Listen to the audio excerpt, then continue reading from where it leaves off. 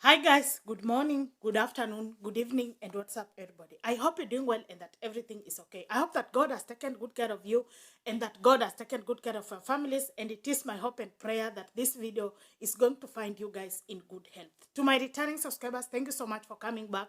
Thank you so much for tuning in. I love you so much. Thank you so much for your continued support. Thank you so much for your love and your kind words. I don't take them for granted. Apologies ni giza giza. Just take it this way because this video, I just decided to come up at this particular point. Ladies and gentlemen, to my new subscribers, feel at home, feel appreciated. This is a home of positivity, and you shall say that giving up will never be our last option. Ladies and gentlemen, the woman you see on your screen is none other than Victoria Mima, and it's always a pleasure to have you on board. Today, not just even today, from yesterday, but today is the D-Day whereby OBINNA will be having his homecoming event. And I've watched some of the interviews that I know even you who is watching me, you've seen those interviews. And at some point, I feel like even as we fans, we have failed. The main reason as to why I'm saying we have failed is that if you have been keenly followed those interviews, like kama si we mtu umeambiwa ama ujaenda kutafuta kitu iko cropped, like umewatch hizo video mbili, you will realize that number one, OBINNA is angry, and number two, OBINNA is feeling a lot of pressure, and number three, OBINNA is feeling like we don't appreciate him. That is the fact. But on today's video, I want to start this video by asking more so, the interviewers or bloggers in quotes. Like, must it be in every interview? Kama tuna interview OBINNA, lazima tumuulize mambo ya demo Facebook. Na kama tuna interview demo Facebook, lazima tumuulize mambo ya OBINNA. But again, I want to reveal to you the reason as to why OBINNA is feeling that heat. Just 2 days, some of the interviewers went to receive Ambarei and Rapudo in their airport. The truth of the matter is that the captions were out of this world. The captions were not even giving it at all. And I know when you see OBINNA reacting this way, some of us, we can understand from which perspective he's coming from. Because remember, such interviews, with Ambarei, they were coming 2 days to his event. And I read somewhere whereby a fan was suggesting, by those captions, bloggers wanaweka tu ndio waharibu interview, waharibu event ya OBINNA. And see the results. I don't know how in between things are going to happen, but fingers crossed, and we pray that this his homecoming event equal best and successful. As we speak, BEBII is already in Kisumu. Everything is set. Kina Tumbili wako huko, kina Ogaga wako huko, and we pray that the event will be successful. When we were all waiting for good news and a lot of things next week, something just happened. OBINNA has just said it clear that there is going to be some changes, maybe in his team or in terms of work. Because OBINNA was giving an example, akisema, when he met a demo on Facebook, like it has not been that long, but at least people can see the fruits. And OBINNA was suggesting pia imefika wakati, anataka atafute watu wengine pia awashike mkono.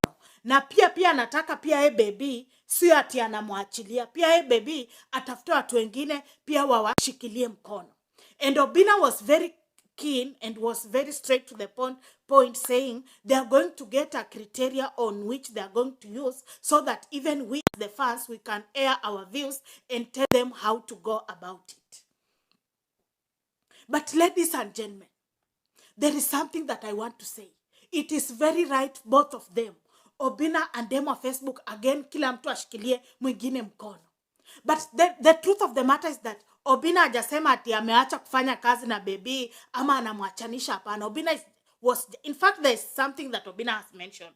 OBINNA has said, unajua sahi BEBII ako na manager wake ndiye ana handle everything. And I think that issue of management, during when OBINNA was giving out the furnitures the last time, there is something that he mentioned. OBINNA akasema, unajua sisi wawili tuko na management tofauti in quotes, maybe those are managers. And then OBINNA was like, at times unapata managers hawajakubaliana, so unapata sometimes program imeshikana ama zimecollide and things to do with that.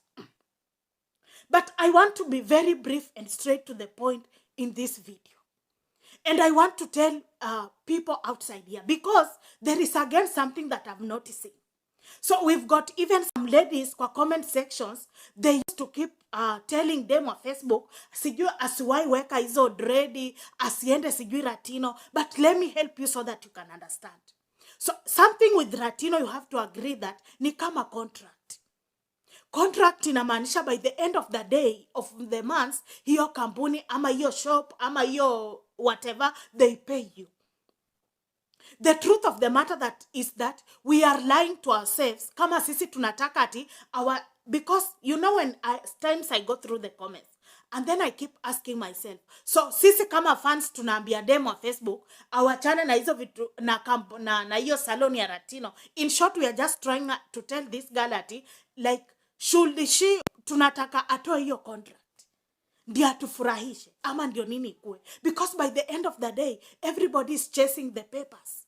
By the end of the day kila mtu anatafuta do. Hiyo ni kama tu do, like it's also other source of income to this girl. Again, there is something that I've noticed. Whenever something comes up, people gang up and start kuchukia, kutusi, OBINNA, because I can read the comments. But you know guys, we are very wrong.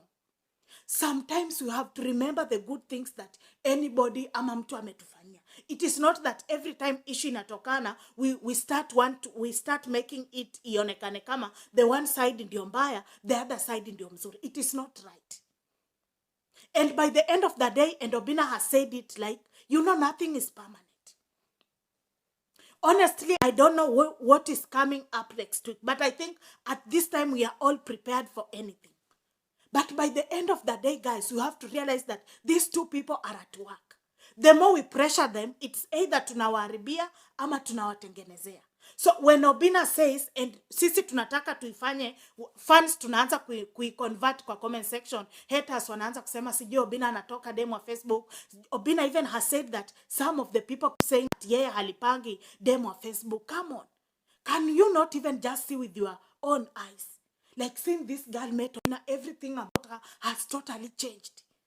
This girl's lifestyle, let's talk even about brand.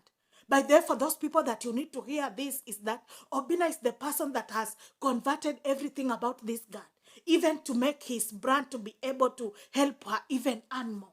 So when we say that hamlipangi, and then we become hypocrites. When we start behaving like, in this case, OBINNA ndio mbaya, again we become hypocrites. Because by the end of the day, for the sake of good things that OBINNA has done, we must remain to be grateful. And then let me tell you guys, at times hata kwanga tunajipata kwa hizi situations zote. But the problem we have is our interviews.